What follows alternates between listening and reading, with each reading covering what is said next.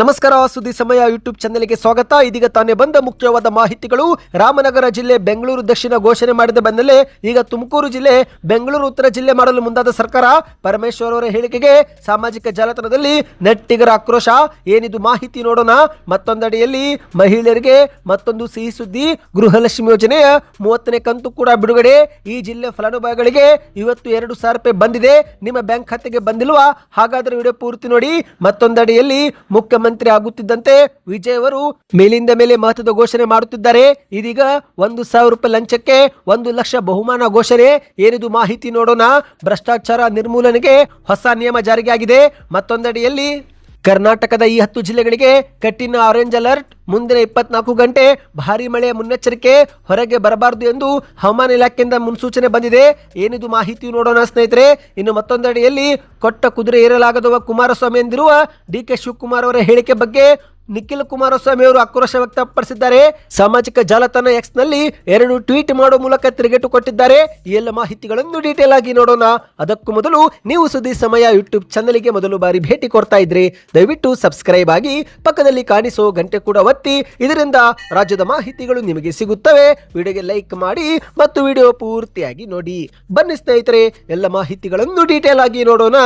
ಈ ಒಂದು ಹಿಂದೆ ರಾಜ್ಯ ಸರ್ಕಾರ ರಾಮನಗರ ಜಿಲ್ಲೆಯನ್ನು ಬೆಂಗಳೂರು ದಕ್ಷಿಣ ಎಂದು ಮರುನಾಮಕರಣ ಮಾಡಿದ್ದು, ಈಗ ಇದೇ ಬೆನ್ನಲ್ಲೇ ತುಮಕೂರು ಜಿಲ್ಲೆ ಹೆಸರನ್ನು ಬೆಂಗಳೂರು ಉತ್ತರ ಎಂದು ಮರುನಾಮಕರಣ ಮಾಡುವ ಪ್ರಸ್ತಾವನೆ ಸಹಿ ಹಾಕ್ತಾ ಇದೆ. ಹೌದು ಸ್ನೇಹಿತರೆ, ಇತ್ತೀಚೆಗೆ ನಡೆದಂತ ಕಾರ್ಯಕ್ರಮವೊಂದರಲ್ಲಿ ಸ್ವತಃ ಗೃಹ ಸಚಿವ ಪರಮೇಶ್ವರ್ ಅವರು ತುಮಕೂರು ಜಿಲ್ಲೆಯನ್ನು ಬೆಂಗಳೂರು ಉತ್ತರ ಜಿಲ್ಲೆ ಎಂದು ಮರುನಾಮಕರಣ ಮಾಡುವ ಬಗ್ಗೆ ಘೋಷಣೆ ಮಾಡಿದ್ದಾರೆ. ಹೌದು ಗೆಳೆಯರೆ, ತುಮಕೂರು ಜಿಲ್ಲೆಯ ಉಸ್ತುವಾರಿ ಸಚಿವರಾಗಿರುವಂತಹ ಪರಮೇಶ್ವರ್ ಅವರು ಬೆಂಗಳೂರು ಉತ್ತರ ಜಿಲ್ಲೆ ಎಂದು ಮರುನಾಮಕರಣ ಮಾಡುವ ಬಗ್ಗೆ ನಾನು ಬೇಡಿಕೆ ಇಟ್ಟಿದ್ದೇನೆ ಎಂದು ವೇದಿಕೆ ಮೇಲೆ ಭಾಷಣದಲ್ಲಿ ಪ್ರಸ್ತಾಪಿಸಿದ್ದಾರೆ. ಹೌದು, ಕಾರ್ಯಕ್ರಮವೊಂದರಲ್ಲಿ ಮಾತನಾಡಿದಂತ ಪರಮೇಶ್ವರ್ ಅವರು ರಾಮನಗರ ಜಿಲ್ಲೆಯನ್ನು ಬೆಂಗಳೂರು ದಕ್ಷಿಣ ಎಂದು ಘೋಷಣೆ ಮಾಡಲಾಗಿದ್ದು, ಅದೇ ರೀತಿ ತುಮಕೂರನ್ನು ಬೆಂಗಳೂರು ಉತ್ತರ ಎಂದು ಮರುನಾಮಕರಣ ಮಾಡಬೇಕಾಗಿದೆ.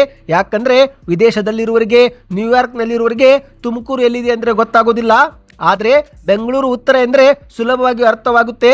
ಬ್ರ್ಯಾಂಡ್ ಬೆಂಗಳೂರು ವಿಸ್ತರಣೆ ಆಗುವುದಕ್ಕೂ ಕೂಡ ಈ ಒಂದು ಹೆಜ್ಜೆ ಇಡುವುದು ಅಗತ್ಯವಿದೆ ಎಂದು ಹೇಳಿಕೆ ಕೊಟ್ಟಿದ್ದಾರೆ. ಸದ್ಯ ಈ ಒಂದು ಹೇಳಿಕೆಗೆ ಸಾಮಾಜಿಕ ಜಾಲತಾಣದಲ್ಲಿ ನೆಟ್ಟಿಗರು ಆಕ್ರೋಶ ವ್ಯಕ್ತಪಡಿಸುತ್ತಿದ್ದಾರೆ. ಹೌದು ಗೆಳೆಯರೆ, ತುಮಕೂರಿನ ಅಸ್ತಿತ್ವ ಮತ್ತು ಐತಿಹಾಸಿಕ ಹಿನ್ನೆಲೆಯನ್ನು ಅಳಸಿ ಹಾಕುವ ಹುನ್ನಾರ ನಡೀತಾ ಇದೆ ಎಂದು ಕೆಲವರು ಟ್ವೀಟ್ ಮಾಡಿ ಆಕ್ರೋಶ ವ್ಯಕ್ತಪಡಿಸಿದರೆ, ಇನ್ನು ಕೆಲವರು ಕಮೆಂಟ್ ಮಾಡುವ ಮೂಲಕ ಕರ್ನಾಟಕವನ್ನೇ ಬೆಂಗಳೂರು ರಾಜ್ಯ ಎಂದು ಘೋಷಣೆ ಮಾಡಿ ಎಂದು ವ್ಯಂಗ್ಯವಾಡಿದ್ದಾರೆ. ಆಗಲಾದರೂ ರಾಜಕಾರಣಿಗಳಿಗೆ ಸಮಾಧಾನವಾಗಬಹುದು. ಕರ್ನಾಟಕದ ಪ್ರತಿಯೊಂದು ಜಿಲ್ಲೆಗೂ ತನ್ನದೇ ಆದ ಅಸ್ತಿತ್ವ ಮತ್ತು ವೈಶಿಷ್ಟ್ಯ ಇದೆ. ಈ ಒಂದು ಅಸ್ತಿತ್ವವನ್ನು ಅಳಸಿ ಹಾಕುವ ಹುನ್ನಾರ ನಡೀತಾ ಇದೆ ಎಂದು ಸಾಮಾಜಿಕ ಜಾಲತಾಣದಲ್ಲಿ ನೆಟ್ಟಿಗರು ಆಕ್ರೋಶ ವ್ಯಕ್ತಪಡಿಸಿದ್ದಾರೆ.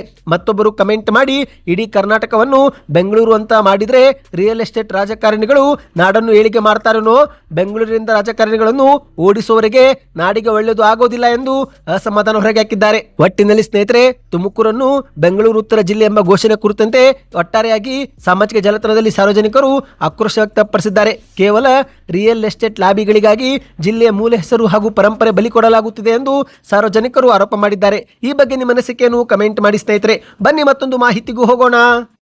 ರಾಜ್ಯದ ಎಲ್ಲಾ ಗೃಹಲಕ್ಷ್ಮಿಯರಿಗೆ ಸರ್ಕಾರ ಮತ್ತೊಂದು ಸಿಹಿ ಸುದ್ದಿ ಕೊಟ್ಟಿದೆ. ಹೌದು ಸ್ನೇಹಿತರೆ, ಪಂಚ ಗ್ಯಾರಂಟಿಗಳಲ್ಲಿ ಒಂದಾಗಿರುವ ಗೃಹಲಕ್ಷ್ಮಿ ಯೋಜನೆಯ ಮತ್ತೊಂದು ಕಂತು ಬಿಡುಗಡೆ ಮಾಡಲಾಗಿದೆ. ಈ ಒಂದು ಕಂತು 30ನೇ ಕಂತಾಗಿದ್ದು, ಈ ಮೂಲಕ ಹರ ಫಲಾನುಭವಿಗಳಿಗೆ ಇದುವರೆಗೆ 60,000 ರೂಪಾಯಿ ಜಮೆ ಮಾಡಿದಂತಾಗಿದೆ. ಹೌದು ಗೆಳೆಯರೆ, ಅಧಿಕಾರಕ್ಕೆ ಬಂದು ಸರ್ಕಾರ 3 ವರ್ಷ ಪೂರ್ತಿಗೊಂಡಿದ್ದು, ಈ 3 ವರ್ಷಗಳಲ್ಲಿ 30 ಕಂತು ಜಮೆ ಮಾಡುವ ಮೂಲಕ ಮಹಿಳೆಯರ ಬ್ಯಾಂಕ್ ಖಾತೆಗೆ ತಲಾ 60,000 ರೂಪಾಯಿ ಜಮೆ ಮಾಡಲಾಗಿದೆ. ಅಂದಹಾಗೆ ಸ್ನೇಹಿತರೆ, ಗೃಹಲಕ್ಷ್ಮಿ ಯೋಜನೆ ಇನ್ನಷ್ಟು ಹರರಿಗೆ ತಲುಪಿಸುವ ನಿಟ್ಟಿನಲ್ಲಿ ಸರ್ಕಾರ ಹೊಸ ನಿಯಮಗಳನ್ನು ಕೂಡ ಜಾರಿಗೆ ಮಾಡ್ತಾ ಇದೆ.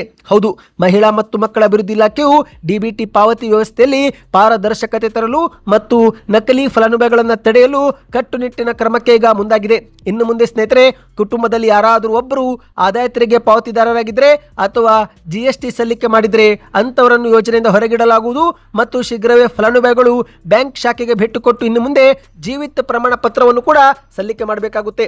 ಹೌದು, ಮೃತಪಟ್ಟವರ ಬ್ಯಾಂಕ್ ಖಾತೆಗೂ ಗೃಹಲಕ್ಷ್ಮಿ ಯೋಜನೆ ಹಣ ಜಮೆ ಆಗುತ್ತಿದ್ದು, ಹಾಗಾಗಿ ಇದನ್ನು ತಡೆಯಲು ಫಲಾನುಭವಿಗಳು ಇನ್ನು ಮುಂದೆ ಜೀವಂತ ಇರುವ ಕುರಿತಂತೆ ಪ್ರಮಾಣ ಪತ್ರವನ್ನ ಸಲ್ಲಿಕೆ ಮಾಡಬೇಕಾಗುತ್ತೆ. ಇಂತಹ ಒಂದು ನಿಯಮ ಜಾರಿಗೆ ತರಲು ಸರ್ಕಾರ ಮುಂದಾಗಿದೆ.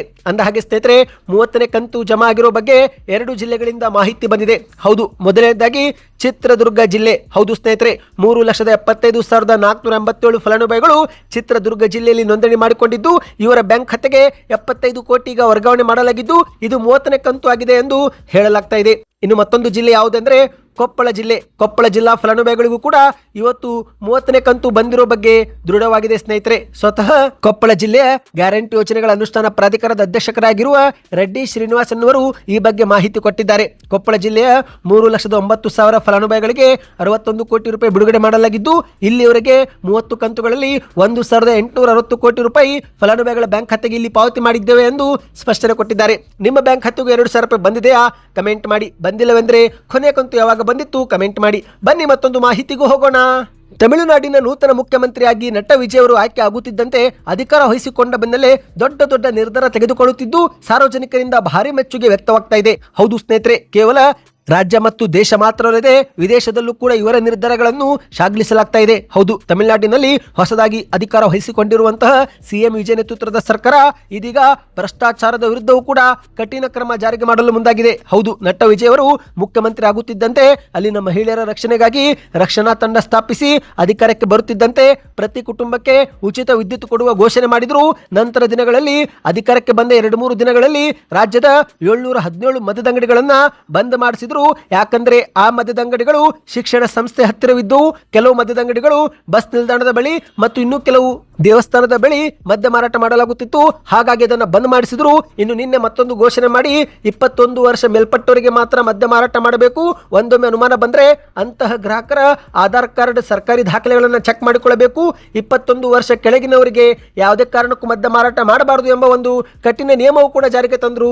ಇದೀಗ ಮತ್ತೊಂದು ಹೆಜ್ಜೆ ಮುಂದೆ ಇಟ್ಟು ಭ್ರಷ್ಟಾಚಾರ ವಿರುದ್ಧವೂ ಕೂಡ ಕಠಿಣ ಕ್ರಮ ತೆಗೆದುಕೊಳ್ಳಲು ಮುಂದಾಗಿದ್ದಾರೆ. ಹೌದು ಗೆಳೆಯರೆ, ತಮಿಳುನಾಡಿನ ಸರ್ಕಾರದ ಆಡಳಿತದಲ್ಲಿ ಪಾರದರ್ಶಕತೆ ತರುವ ಉದ್ದೇಶದಿಂದ ಭ್ರಷ್ಟಾಚಾರ ನಿಗ್ರಹ ಇಲಾಖೆಯನ್ನು ಬಲಪಡಿಸುವ ಮೂಲಕ ದಿಟ್ಟ ನಿರ್ಧಾರ ತೆಗೆದುಕೊಂಡಿದ್ದಾರೆ. ಅದೇನೆಂದರೆ ಸ್ನೇಹಿತರೆ, ಹೊಸ ನಿಯಮದ ಪ್ರಕಾರ ಯಾವುದೇ ಸರ್ಕಾರಿ ಇಲಾಖೆಗಳಲ್ಲಿ ಕೇವಲ 1,000 ರೂಪಾಯಿ ಲಂಚ ಕೇಳಿದ್ರು ಆಗ ಜನರು ಸಾಕ್ಷಿಗಳೊಂದಿಗೆ ಮುಕ್ತವಾಗಿ ದೂರು ನೀಡಬಹುದು. ಲಂಚ ಕೇಳುವ ಅಧಿಕಾರಿಗಳ ವಿರುದ್ಧ ಸರಿಯಾದ ಸಾಕ್ಷಿಗಳಿದ್ರೆ ಆಗ ದೂರು ನೀಡುವ ನಾಗರಿಕರಿಗೆ 1 ಲಕ್ಷ ಬಹುಮಾನ ಕೊಡುವ ಬಗ್ಗೆ ಘೋಷಣೆ ಮಾಡಿದ್ದಾರೆ. ಹೌದು, ಇದಕ್ಕಾಗಿ ಸ್ನೇಹಿತರೆ 24 ಗಂಟೆಗಳ ಕಾಲ ಲಭ್ಯವಿರುವ ವಿಶೇಷ ಟೋಲ್ ಫ್ರೀ ಸಂಖ್ಯೆಯೂ ಕೂಡ ಪರಿಚಯಿಸಿದ್ದಾರೆ. ಇಲ್ಲಿ ದೂರು ಕೊಡಬಹುದು. ಸರ್ಕಾರಿ ಕಚೇರಿಗಳಲ್ಲಿ ಭ್ರಷ್ಟಾಚಾರವನ್ನ ಸಂಪೂರ್ಣವಾಗಿ ನಿರ್ಮೂಲನೆ ಮಾಡುವ ನಿಟ್ಟಿನಲ್ಲಿ ಸಾರ್ವಜನಿಕರನ್ನು ಒಳಗೊಳ್ಳುವ ಮೂಲಕ ಈ ಒಂದು ತೆಗೆದುಕೊಂಡ ನಿರ್ಧಾರ ಈಗ ಮತ್ತೆ ದೇಶಾದ್ಯಂತ ಭಾರಿ ಮೆಚ್ಚುಗೆ ವ್ಯಕ್ತವಾಗಿದೆ. ಹೌದು, 24 ಗಂಟೆ ಕಾಲ ಒಂದು ಲಭ್ಯವಿರುವ ಟೋಲ್ ಫ್ರೀ ಸಂಖ್ಯೆ ಪರಿಚಯಿಸಿದ್ದಾರೆ. ಇಲ್ಲಿ ಕರೆ ಮಾಡಿ ದೂರು ಕೊಡಬಹುದು. ನಂತರ ಸಾಕ್ಷಿಗಳು ತೋರಿಸಿದರೆ ಆ ನಾಗರಿಕನಿಗೆ 1 ಲಕ್ಷ ರೂಪಾಯಿ ಸರ್ಕಾರವೇ ನೀಡುವಂತಹ ದೊಡ್ಡ ಒಂದು ಘೋಷಣೆ ತೆಗೆದುಕೊಂಡಿದ್ದಾರೆ. ಈ ಬಗ್ಗೆ ನಿಮ್ಮ ಅನಿಸಿಕೆಯನ್ನು ಕಮೆಂಟ್ ಮಾಡಿ. ಬನ್ನಿ ಸ್ನೇಹಿತರೆ, ಮತ್ತೊಂದು ಮಾಹಿತಿಗೂ ಹೋಗೋಣ. ನಿಮ್ಮ ಊರಿನಲ್ಲೂ ಕೂಡ ಮಳೆ ಆಗುತ್ತಿದ್ರೆ ಅಥವಾ 2-3 ದಿನದ ಹಿಂದೆ ಮಳೆ ಆಗಿ ಹೋಗಿದ್ರೆ ಯಾವ ಊರು ಎಂಬುದನ್ನು ಕಮೆಂಟ್ ಮಾಡಿ. ಇದೀಗ ಮುಂದಿನ 24 ಗಂಟೆ ಭಾರಿ ಮಳೆ ಮುನ್ನೆಚ್ಚರಿಕೆ ಕೊಡಲಾಗಿದ್ದು ವಿಶೇಷವಾಗಿ 10 ಜಿಲ್ಲೆಗಳಿಗೆ ಆರೆಂಜ್ ಅಲರ್ಟ್ ಘೋಷಣೆ ಮಾಡಲಾಗಿದೆ. ಹೌದು ಗೆಳೆಯರೆ, ಕರ್ನಾಟಕದಲ್ಲಿ ಮಳೆಯ ತೀವ್ರತೆ ಹೆಚ್ಚಾಗಲಿರುವ ಹಿನ್ನೆಲೆಯಲ್ಲಿ ಹವಾಮಾನ ಇಲಾಖೆ ರಾಜ್ಯದ ಈ 10 ಜಿಲ್ಲೆಗಳಿಗೆ ಅತ್ಯಂತ ಕಠಿಣವಾದ ಆರೆಂಜ್ ಅಲರ್ಟ್ ಈ ಬಾರಿ ಘೋಷಣೆ ಮಾಡಿದೆ. ಈ ಜಿಲ್ಲೆಗಳಲ್ಲಿ ಅತ್ಯಂತ ಭಾರಿ ಮಳೆ ಆಗುವ ಸಾಧ್ಯತೆ ಇದ್ದು ಹಾಗಾಗಿ ಸಾರ್ವಜನಿಕರು ಅನಗತ್ಯವಾಗಿ ಹೊರಗಡೆ ಬರಬಾರದು ಎಂದು ಮನವಿ ಮಾಡಲಾಗಿದೆ. ಹೌದು ಸ್ನೇಹಿತರೆ, ದೊಡ್ಡ ಮಟ್ಟದಲ್ಲಿ ಮಳೆಯಾಗಿ ಸಾರ್ವಜನಿಕ ಜನಜೀವನ ಸಂಪೂರ್ಣ ಅಸ್ತವ್ಯಸ್ತಗೊಳ್ಳುವ ಭೀತಿಗ ಎದುರಾಗಿದೆ. ಹೌದು, ಮಾಹಿತಿಯ ಪ್ರಕಾರ ಕಲಬುರಗಿ, ಬೆಳಗಾವಿ, ಧಾರವಾಡ, ಗದಗ್, ಹಾವೇರಿ, ಚಿಕ್ಕಮಗಳೂರು, ಹಾಸನ, ಕೊಡಗು, ಮಂಡ್ಯ ಮತ್ತು ಮೈಸೂರು ಈ ಭಾಗದ ಸಾರ್ವಜನಿಕರು ಅನಗತ್ಯವಾಗಿ ಹೊರಗಡೆ ಸಂಚರಿಸಬಾರದು ಮತ್ತು ಮುನ್ನೆಚ್ಚರಿಕೆಯಿಂದ ಇರಬೇಕೆಂದು ವಿಪತ್ತು ನಿರ್ವಹಣಾ ಮಂಡಳಿ ಎಚ್ಚರಿಕೆ ಕೊಟ್ಟಿದೆ. ಸ್ನೇಹಿತರೆ, ನಿಮ್ಮ ಊರಿನಲ್ಲೂ ಕೂಡ ಮಳೆ ಆಗುತ್ತಿದ್ರೆ ಕಮೆಂಟ್ ಮಾಡಿ ಸ್ನೇಹಿತರೆ. ಈ ಒಂದು ಮಳೆ ಈಗ ಮೇ 20ರಿಂದ ಶುರುವಾಗಲಿದೆ ಎಂದು ಕೂಡ ಹೇಳಲಾಗುತ್ತಿದ್ದು ಈ ಜಿಲ್ಲೆಯ ಜನರು ಅನಗತ್ಯವಾಗಿ ಹೊರಗಡೆ ಬರಬಾರದು ಎಂದು ಮುನ್ಸೂಚನೆ ಕೊಡಲಾಗಿದೆ. ಬನ್ನಿ ಮತ್ತೊಂದು ಮಾಹಿತಿಗೂ ಹೋಗೋಣ. ರಾಜ್ಯದಲ್ಲಿ ಕಾಂಗ್ರೆಸ್ ಸರ್ಕಾರ ಅಧಿಕಾರಕ್ಕೆ ಬಂದು 3 ವರ್ಷ ಪೂರ್ತಿಗೊಂಡ ಹಿನ್ನೆಲೆಯಲ್ಲಿ ತುಮಕೂರು ಜಿಲ್ಲೆಯಲ್ಲಿ ಸರ್ಕಾರದ ಸಾಧನಾ ಸಮಾವೇಶ ಆಯೋಜನೆ ಮಾಡಲಾಗಿತ್ತು. ಆದರೆ ಈ ಒಂದು ಸಮಾವೇಶದಲ್ಲಿ ಉಪಮುಖ್ಯಮಂತ್ರಿ ಡಿ ಕೆ ಶಿವಕುಮಾರ್ ಅವರು ತಮ್ಮ ಭಾಷಣದಲ್ಲಿ ಕೇಂದ್ರದ ಸಚಿವ ಎಚ್.ಡಿ. ಕುಮಾರಸ್ವಾಮಿ ಅವರ ವಿರುದ್ಧ ತೀವ್ರವಾಗಿ ವಾಗ್ದಾಳಿ ಮಾಡಿದ್ದಾರೆ. ಹೌದು ಸ್ನೇಹಿತರೆ, ಬೆಂಗಳೂರು ನಗರದಲ್ಲಿ ಬಿ ಖಾತೆಯಿಂದ ಎ ಖಾತೆ ಮಾಡಿಸಬೇಡಿ, ನಮ್ಮ ಸರ್ಕಾರ ಬರುತ್ತೆ ಎಂದು ಕುಮಾರಸ್ವಾಮಿ ಅವರು ಹೇಳುತ್ತಿದ್ದಾರೆ. ಆದರೆ ಕೊಟ್ಟ ಕುದುರೆ ಏರಲಾಗದವನು ವೀರನೂ ಅಲ್ಲ ಶೂರನೂ ಅಲ್ಲ ಎಂದು ಕೇಂದ್ರದ ಸಚಿವ ಕುಮಾರಸ್ವಾಮಿ ಅವರ ವಿರುದ್ಧ ಡಿ ಕೆ ಶಿವಕುಮಾರ್ ಅವರು ವಾಗ್ದಾಳಿ ಮಾಡಿದ್ರು. ಅಷ್ಟು ಮಾತ್ರವಲ್ಲದೆ ಕೇವಲ 17 ಜನ ಶಾಸಕರನ್ನು ಇಟ್ಟುಕೊಂಡು ಸರ್ಕಾರ ಬೆಳೆಸುವ ಮಾತನಾಡುತ್ತಿರುವ ಜೆಡಿಎಸ್ ವರಿಷ್ಠರ ಬಗ್ಗೆಯೂ ಕೂಡ ತರಾಟೆಗೆ ತೆಗೆದುಕೊಂಡಿದ್ರು.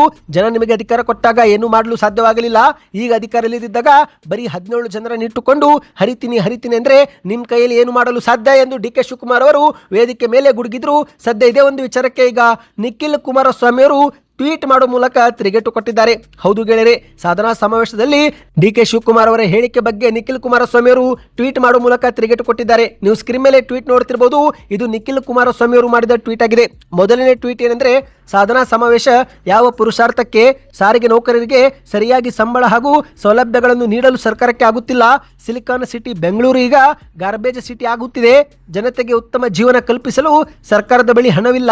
ಇಂತಹ ಸಂದರ್ಭದಲ್ಲಿ ಸರ್ಕಾರ ಈ ಎಲ್ಲ ಸಾಧನೆಗಳನ್ನು ಮುಂದಿಟ್ಟುಕೊಂಡು ತುಮಕೂರಿನಲ್ಲಿ ಸಾಧನಾ ಸಮಾವೇಶ ಮಾಡುತ್ತಿದೆ ಎಂದು ಟ್ವೀಟ್ ಮಾಡಿದ್ದಾರೆ.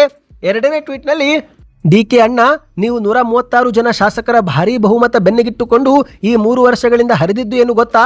ನಿಮ್ಮದೇ ಆಫೀಸ್ನಲ್ಲಿ ಡಿ.ಕೆ. ಶಿವಕುಮಾರ್ ಆದ ನಾನು ಅಂತ ಮುಖ್ಯಮಂತ್ರಿ ಆಗುವ ಹಗಲುಗನಸಿನ ಬೋರ್ಡ್ ಹಾಕಿಕೊಂಡು ಕಾಯುತ್ತಾ ಕುಳಿತಿರುವುದು. ಮೊದಲು ಆ ಬೋರ್ಡ್ ನಿಜ ಮಾಡಿಕೊಳ್ಳಿ, ಆಮೇಲೆ ಬೇರೆಯವರ ಸಂಖ್ಯಾಬಲದ ಬಗ್ಗೆ ಮಾತನಾಡಿ. ಕೊಟ್ಟ ಕುದುರೆಯನ್ನೇ ನೀವೇ ಇರಿದ್ದೀರೋ ಅಥವಾ ಬೇರೆಯವರು ನಿಮ್ಮನ್ನ ಕೆಳಗಿಳಿಸಿದ್ದಾರೋ ಎಂಬುದು ರಾಜ್ಯದ ಜನತೆಗೆ ಚೆನ್ನಾಗಿ ಗೊತ್ತು ಎಂದು ಟ್ವೀಟ್ ಮಾಡುವ ಮೂಲಕ ತಿರುಗೇಟು ಕೊಟ್ಟಿದ್ದಾರೆ. ಸದ್ಯಕ್ಕೆ ಎಷ್ಟೇ ಸ್ನೇಹಿತರೆ, ಈ ಎಲ್ಲ ಮಾಹಿತಿ ಇಷ್ಟವಾಗಿದ್ದರೆ ಚಾನಲ್ಗೆ ಸಬ್ಸ್ಕ್ರೈಬ್ ಆಗಿ.